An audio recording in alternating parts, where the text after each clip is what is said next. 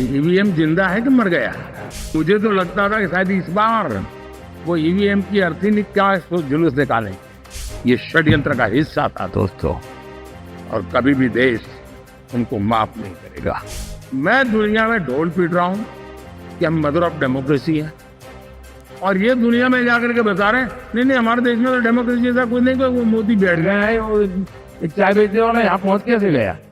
जब 4 जून के नतीजे चल रहे थे, मैं तो अपने काम में कुछ व्यस्त था, बाद में फोन पे नारा शुरू हो गए, तो मैंने किसी को पूछा यार ये तो ठीक है आंकड़े वांकड़े, तो मुझे ये बताओ कि ईवीएम जिंदा है कि मर गया? तो क्या है? क्योंकि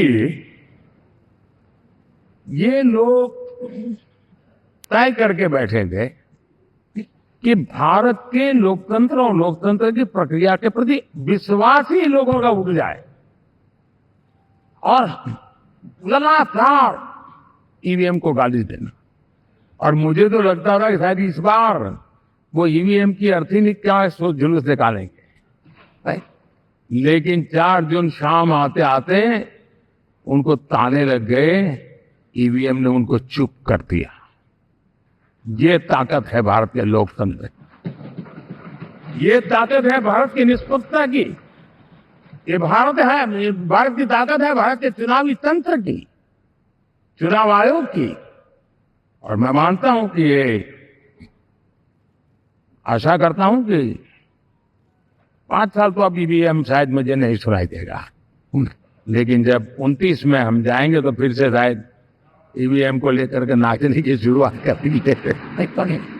वो जिनके सूत्र तो बाप है बहुत कम है। आप देखिए चुनाव के समय मैंने पहली बार देखा, शायद हर तीसरे दिन इलेक्शन कमीशन के काम में रुकावट आए, इसके लिए सुप्रीम कोर्ट के दरवाजे खटखटाए गए, पार्टी की एप्लीकेशन, और एक ही टोली थी। और लोकतंत्र के प्रति जिनका भारोभार अविश्वास, ऐसे लोग सुप्रीम कोर्ट का उपयोग करते हुए कैसे रुकावट डाले, इसका निरंतर प्रयास करते रहे। और चुनाव आयोग की ताकत का एक बड़ा हिस्सा अदालतों में, इस पीक आवर्स में, चुनाव के पीक आवर्स में, यानी कितनी निराशा लेकर के ये लोग मैदान में आए थे कि उन्होंने पूरा हमला उसी इंस्टीट्यूट पर लगा दो ताकि चुनाव के कोई भी परिणाम आए हम दुनिया के सामने भारत को भी बदनाम कर लें। ये षड्यंत्र का हिस्सा था दोस्तों, और कभी भी देश उनको माफ नहीं करेगा। साथियों, इंडी गठबंधन वाले जब ईवीएम का विरोध करते हैं तो मैं सिर्फ एक चुनाव के रूप में नहीं देख रहा, मैं मानता हूं ये लोग मन से पिछली शताब्दी के सोच वाले लोग हैं। वे टेक्नोलॉजी को महत्व न समझते हैं, वे टेक्नोलॉजी स्वीकार करने को तैयार है। और ये सिर्फ ईवीएम में दिखाई दिया था नहीं, यूपीआई में दिखाया। जब हमने कहा कि हिंदुस्तान के लोग डिजिटल ट्रांजैक्शन करेंगे, फिनटेक की दुनिया में आज हिंदुस्तान का नाम हो गया, मानने को तैयार नहीं। आधार आज देश की एक पहचान बना है। मैं तो देख रहा हूं कि मुझे कई देश कहते हैं कि हमें आधार की पद्धति से आगे बढ़ना है, आप कैसे मदद कर सकते हैं।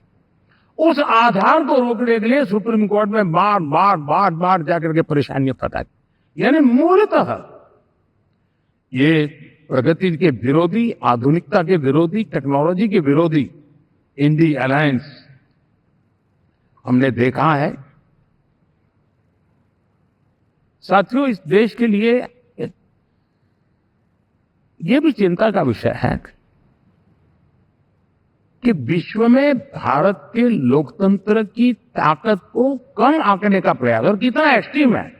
मैं दुनिया में ढोल पीट रहा हूं कि हम मदर ऑफ डेमोक्रेसी है, और ये दुनिया में जाकर के बता रहे नहीं नहीं हमारे देश में तो डेमोक्रेसी ऐसा कुछ नहीं, कि वो मोदी बैठ गया है, वो एक चाय बेचने वाला यहाँ पहुंच कैसे गया, कुछ तो गड़बड़ की होगी। सही, ये जो इनकी मनस्थिति है,